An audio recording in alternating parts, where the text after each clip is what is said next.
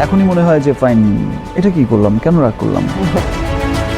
ঢাকায় চলচ্চিত্র আলোচিত জনপ্রিয় নায়িকা শবনম বুবলিকে ঘিরে আবারও শুরু হয়েছে নতুন গুঞ্জন।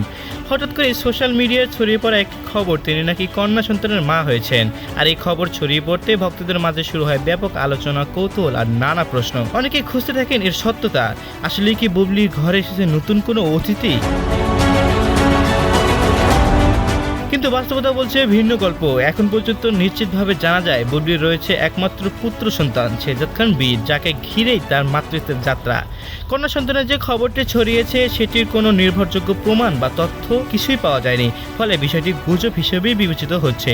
তবে এটাও সত্য, ব্যক্তিগত জীবন নিয়েই সবসময় আলোচনা থাকেন বুবলি। তার প্রতিটি আপডেট, প্রতিটি নতুন খবর মুহূর্তেই ভাইরাল হয়ে যায়। আর সেই কারণেই ছোট্ট একটি গুঞ্জনও রূপ নেয় বড় আলোচনায়। ভক্তদের আগ্রহ আর ভালোবাসা তাকে সবসময় রাখে লাইমলাইটে। তাহলে প্রশ্ন থেকেই যায়, এটি কি শুধুই গুজব নাকি সামনে আসছে নতুন কোনো চমক? উত্তরটা সময় বলে দেবে। আর আপনি কি ভাবছেন এই বুবলির কন্যা সন্তানকে ঘিরে? তা জানিয়ে অবশ্যই কমেন্ট করতে পারেন আমাদের কমেন্ট বক্সে।